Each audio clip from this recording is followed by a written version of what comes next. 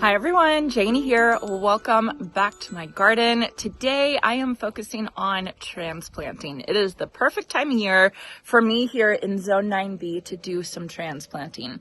The weather, the air is cooling down, but the soil is still warm.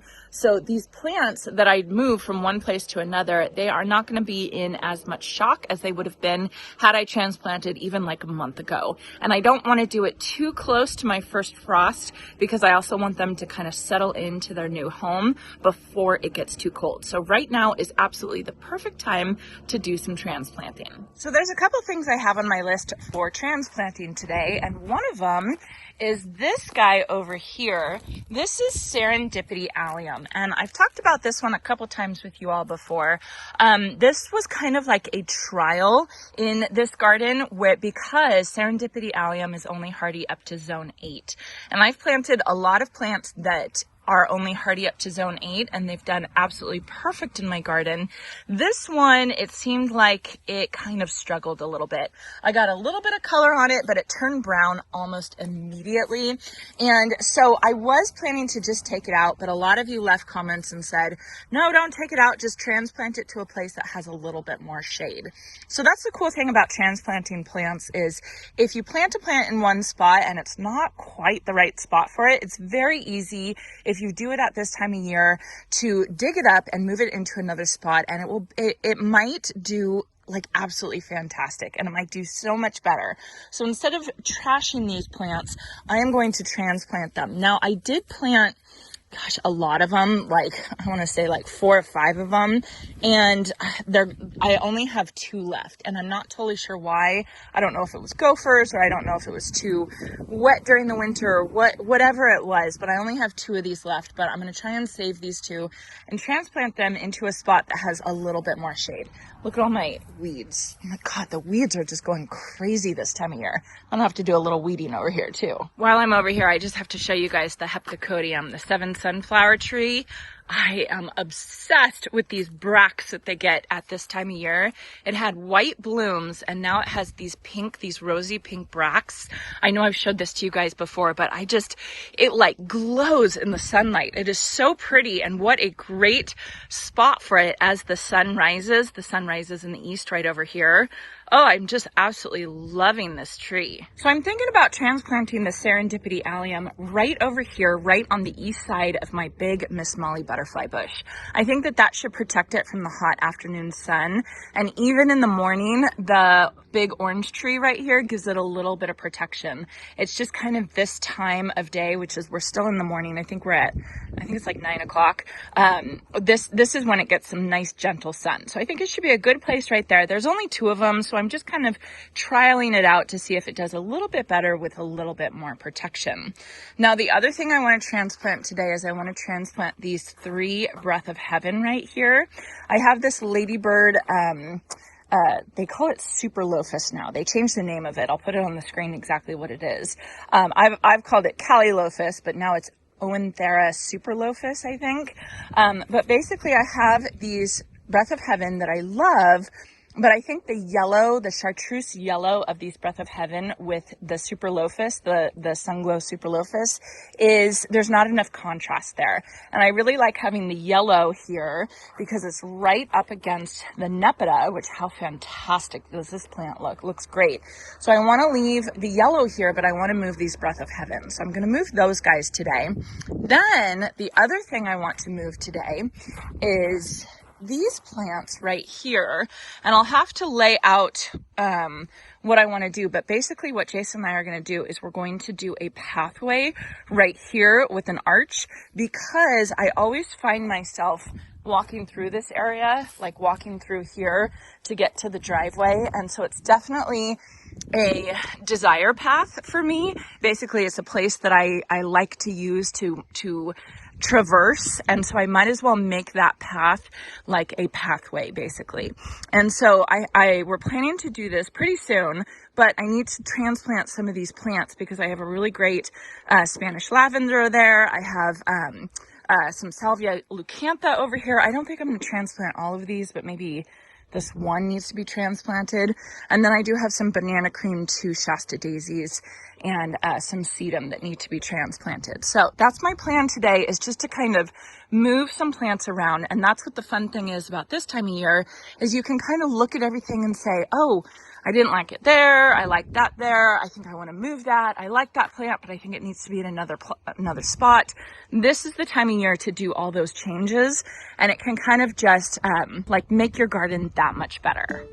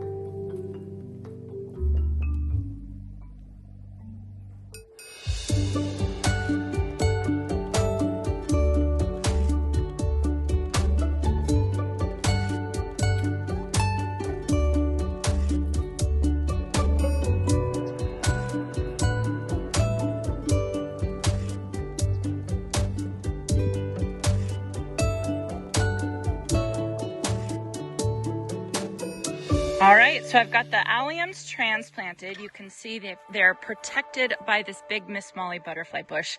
I think it's going to be a good spot. We'll just see how it can handle the heat next summer. Like, I'm not worried about it for spring at all. It's just a matter of, can it make it through our 100-degree days for summer? So that's the big question. Maybe now with a little bit more shade, it'll be a little bit better. Okay, so now I'm going to move on to transplanting these Breath of Heaven. I haven't quite decided where I'm going to transplant them, but I'm thinking somewhere over into the center island.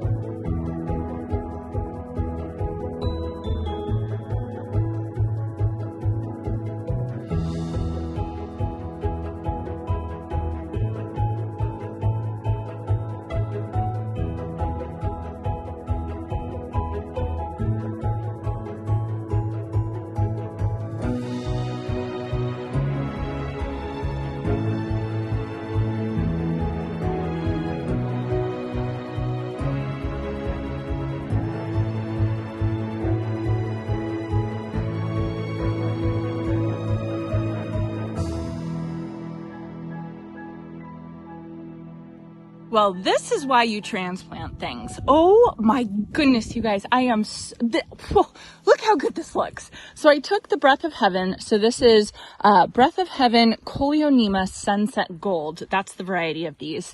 They can get up to 2 feet tall and they can get 4 to 6 feet wide, but they're really easy to kind of trim on. It says that you can even trim them to stay like 10 to 12 inches tall if you want to. So they're really easy to kind of fit into an area. But I think in this area, they're going to be able to get big. I'm probably going to have to move that buddleia probably over here or something like that, but I kind of like it there for now. I just love this. I just think it looks so good. So Breath of Heaven is really good to brighten up a dark area. It can take full sun, but it can also take a little bit of shade. So having it right here underneath the shade of the El Nino Catalpa, I think it's going to be perfect. And the El Nino has dark foliage and the buddleia has dark foliage and the crepe myrtle right here is dark foliage. So it just brings some brightness into this area. And what a huge difference from where it was before, where I don't think it looked very good. And I was debating taking it out and then putting it here. Man, like I hope they take this transplant, because even if they don't take, I think I might go get more Breath of Heaven and replace them. But I think they should be pretty happy. They had a pretty good developed root system. And like I said, it's the perfect time of year to transplant. So man, I'm happy with this. I think this looks beautiful. Another great thing about moving the Breath of Heaven right here is in this area, I have a lot of deciduous plants, like the El Nino's deciduous. The bougainvillea should keep most of its leaves, but the crepe myrtle's deciduous, the buddleia's deciduous. So during the winter, when I don't have a lot of winter interest here, this Breath of Heaven is going to give some beautiful chartreuse winter interest. So absolutely love it. 10 out of 10. Here's a look at it from this side. I think what I need now is I need some Helen von Stein Lamsier for some silver color. I think that needs to go right there. And luckily I have some. So just a couple weeks ago, I divided some of my Helen von Stein Lamsier and I wasn't totally sure where I was going to put it. So I just put it into these pots as opposed to dividing and immediately transplanting. And I am thanking myself for doing that now because now I have plenty to plant. So I just grabbed 5 of them because I don't want to overplant, and I definitely tend to overplant Helen von Stein Lamsier. It does get big, but it's pretty easy to kind of rip out some of the stuff that you don't want. That there, and one there. Look how pretty that looks. Okay, let me get to planting these real quick.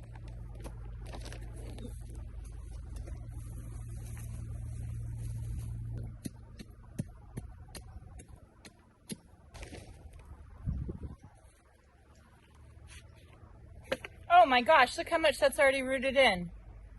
That's amazing.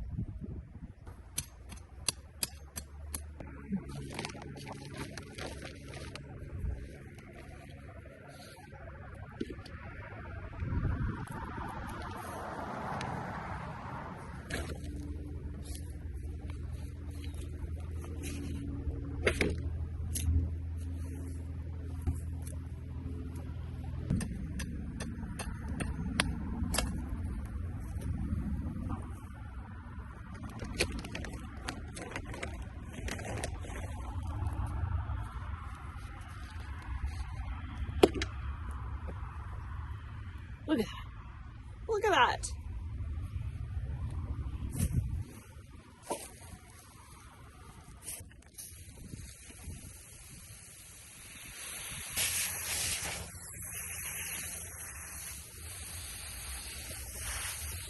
And there's with them all planted. Doesn't that look good? So we have the dark foliage, or I should say somewhat dark foliage, of the buddleia, of the crepe myrtle, and of the El Nino Catalpa. Silvery foliage of the Helen von Stein Lamsier, and then the yellowy chartreusey gold foliage of the Coleonema Sunset Gold. This looks gorgeous. I am in love with this area. Okay, so last but not least, I really want to get to this area because I want to start working on this pathway. And I need to decide where I want the pathway exactly to be. Okay, so you can see we have our gravel pathway and then it has edge right metal edging along it. And all we're going to do is we're going to pull the metal edging out and we're going to kind of have it curve So it's like a nice curve out this way. And then on the other side, it's going to curve back in and loop around that way. So I don't want any sharp turns. I want it to be as smooth curves as I can. And then I do have a wire arch that I'm going to put over here. So I want to make sure that the pathway will go right in between the wire arch, even with the pathway kind of flaring out a little bit right here, because I want it to flare out as it meets the driveway. So I think what I'm going to do right now, I have a whole bunch of white flags. I'm going to get some white flags and place them so I know exactly where I want them to be. And you know what? I might even grab the arch over here. This is the arch that I'm going to move. I planted it here with the thought that I was going to make a little vignette on the fence and have my Eden climbing roses climbing on it, but I don't know, it just doesn't really look that great. So what I'm going to do is, I think I'll have Jason come help me move this arch so I can kind of picture it so I know exactly where I want the pathway to go. And then probably not today, because I want to put in the pathway first. After the pathway's in, I will transplant these 2 Eden climbing roses so they have a little bit more sun and they have a better shot at blooming beautifully over this arch over in the orchard garden.